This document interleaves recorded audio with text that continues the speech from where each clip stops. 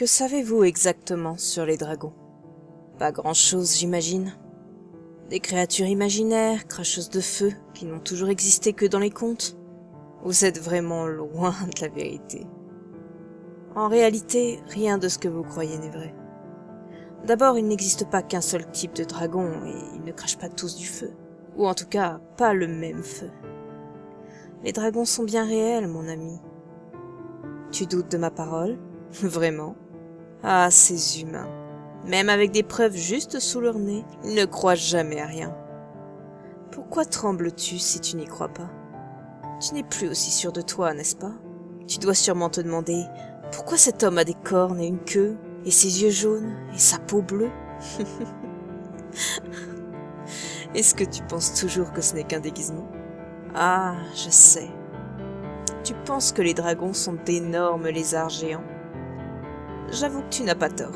Mais même si ce n'est pas parfait, prendre forme humaine est un jeu d'enfant. Pourquoi? C'est vrai qu'on ne peut pas vraiment se fondre dans la masse, vu qu'il nous reste quelques attributs draconiques. C'est une longue histoire. Mais tu sais quoi? Je vais te la raconter. Tu sais, les dragons sont aussi vieux que le monde. Ils ont cohabité avec les dinosaures et les premiers hommes.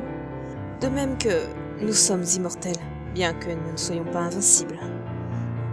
Mais nous n'avons pas toujours été capables de prendre forme humaine. Vous autres, les humains, vous pouvez vous rappeler de vos ancêtres par les histoires, qu'elles vous soient contées sous forme de chants ou de livres. Les dragons ne sont pas censés mourir. De ce fait, lorsqu'un dragon meurt, sa mémoire est alors transmise à tous les autres dragons, où qu'ils soient. Comme s'ils avaient tous vécu sa vie, comme si nous n'étions qu'un seul être. Maintenant, dis-moi en quoi une créature immortelle nécessiterait un système de reproduction. Vous ne trouverez aucune dragonne, ça n'existe pas. Cependant, vos fichus ancêtres se sentaient obligés de sans cesse comparer leur force à la nôtre. Et ce que je ne comprends pas, c'est qu'ils étaient plutôt efficaces. Tu sais d'où vient notre réputation meurtrière? 5. Il ne restait plus que 5 dragons dans le monde entier. Tu peux imaginer? Imaginer la terreur que les miens ont ressentie en constatant cette aberration? Non, bien sûr que non, tu ne peux pas l'imaginer. Il fallait trouver une solution. Un système de reproduction, mais comment et avec qui? Nous étions les créatures les plus grosses de ce monde. C'est là que ça a commencé. Dans mon esprit passent des images de villages brûlés et le son des hurlements qui résonnent. Tu sais que les phénix n'existent pas? Ils ont été inventés par ton espèce, inspirés par cette partie de notre histoire. Le mot dragon, selon les humains, viendrait du grec drakon, qui signifie regarder. Sérieusement, où est-ce que vous êtes allé chercher ça? Regarder? Je comprends même pas pourquoi vous pensez qu'on aurait été nommé comme ça. Enfin, en vérité c'est une déformation d'un tout autre mot. Tu sais, les dragons ont leur propre langue. Mais elle est bien trop compliquée pour vous. Et du coup, dragon vient en fait de Dagorn. C'est le mot que nous utilisons pour nous désigner nous-mêmes. Il signifie « né des cendres ».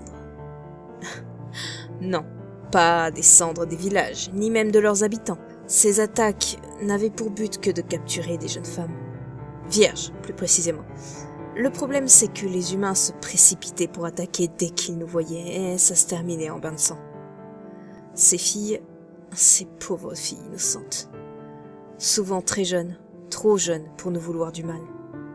Nous les faisions brûler vives sur un autel de pierre au fond de notre tanière. La grande caverne se remplissait de hurlements. Tellement de hurlements. Vous ne vous rendez pas compte de la chance que vous avez de ne pas avoir à vivre les souvenirs de vos ancêtres. Vu toute leur tuerie, je n'ose même pas imaginer votre état mental. Des cendres de ces filles, un nouveau dragon naissait. Dans le mille, je suis aussi né de cette manière. Je ne suis pas aussi vieux qu'on pourrait le croire. Mon père m'a élevé en m'apprenant cette technique. Contrairement à vous, nous ne cherchons pas à être assez nombreux pour étouffer le monde. Nous avions instauré des règles, une limite de population draconique. Déjà parce que nous sommes plus gros que vous, nous prenons plus de place. Et aussi pour éviter d'être repérés trop facilement. Si un dragon mourait, un autre devait naître. Mon père est mort assez tôt. J'étais encore un dragon plutôt jeune. Tu sais, pour une créature immortelle, on est encore considéré comme un enfant à 100 ans. Ah non, pardon, tu ne sais pas.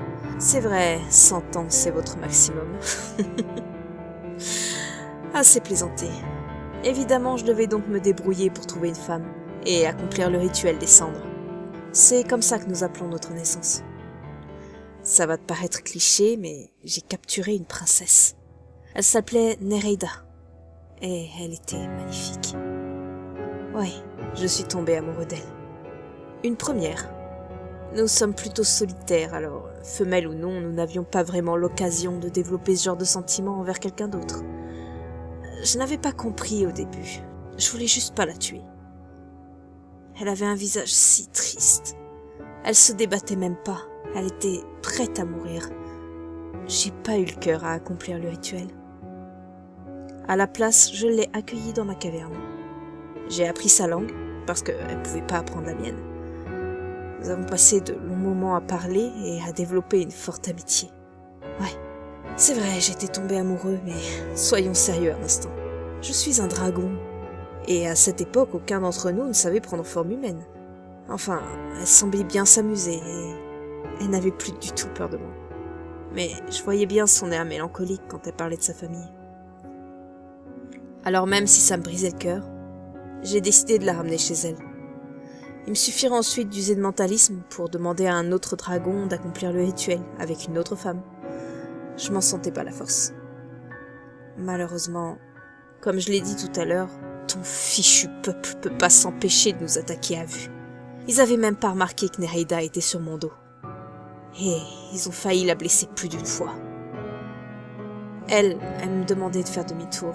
Elle voulait pas que je sois en danger. Puis, elle a vu ce que moi j'avais pas vu. Ton peuple avait mis au point une balise pour lancer des flèches suffisamment grosses pour nous tuer. Il devait la manipuler à plusieurs, mais ça s'était toujours avéré efficace contre nous. J'étais occupée à chercher un endroit où atterrir pour la déposer, et j'avais pas remarqué la balise. Elle a lâché mes cornes pour tirer de toutes ses forces sur ma crinière. Aussi fort que nous soyons, ça reste une partie sensible. Alors, je me suis cabrée dans le ciel. Et comme elle m'avait lâché, elle a chuté, alors que nous étions à plusieurs centaines de mètres du sol. J'aurais pu la rattraper, j'aurais pu la sauver, si la flèche énorme de la balise ne l'avait pas touchée, elle, à ma place. Ça l'a littéralement éventrée. Je me suis jetée vers le sol pour la rattraper quand même. Les tirs avaient cessé. Ils avaient enfin remarqué leur princesse. Et pourtant j'avais essayé de leur dire à plusieurs reprises. Je me suis posée alors qu'elle agonisait dans mes pattes. Elle essayait de parler pendant qu'elle crachait une quantité de sang bien trop importante pour sa petite taille. Ces derniers mots étaient pour moi. Elle disait qu'elle aurait voulu rester vivre dans ma tanière avec moi, qu'elle m'aimait et qu'elle aurait préféré mourir dans mes flammes, sur mon autel de pierre, donnant ainsi naissance à mon fils. Notre fils. Je ne tenais plus que son corps inerte dans mes pattes. J'ai hurlé si fort que le royaume tout entier en fut ébranlé. Et c'est là, c'est à ce moment que j'ai utilisé toute la magie que je possédais pour me façonner un corps aussi humain que possible. Je voulais la serrer dans mes bras, juste une fois. J'ai pardonné à son peuple. Son père lui-même est venu m'offrir sa vie, que j'ai refusée. J'ai compris par ce geste qu'il faisait juste que protéger son royaume. La perte de sa fille a été une punition bien assez douloureuse. Non, je ne suis pas rancunier malgré cette histoire. Je suis même devenu le protecteur de ce royaume. J'ai parcouru le monde pour partager mon histoire avec les autres dragons, et nous avons cessé le rituel des cendres. C'est quoi ce sourire? Est-ce que tu penses qu'aucun humain n'a à nous craindre depuis? Des milliers d'années sont passées, mais votre espèce est toujours aussi stupide. La plupart du temps, j'arrive à vous pardonner. Mais toi... Je pensais pas retomber amoureux un jour. Encore moins d'une autre humaine, une mortelle donc. Et toi, espèce d'enflure, tu as mal choisi ta victime. En l'assassinant, tu t'es attiré les foudres d'un dragon. Ah, ça n'a pas été dur de te traquer. T'avais laissé ton odeur absolument partout. Nous n'avons jamais essayé le rituel sur des hommes, et de toute façon, tu n'es certainement pas vierge vu ton âge. Oh, tu l'es? Voilà qui est intéressant. Il doit rester des autels de pierre dans nos vieilles tanières. Eh bien, la misérable vie d'une ordure telle que toi n'aura servi à rien. Mais ta mort sera au moins utile.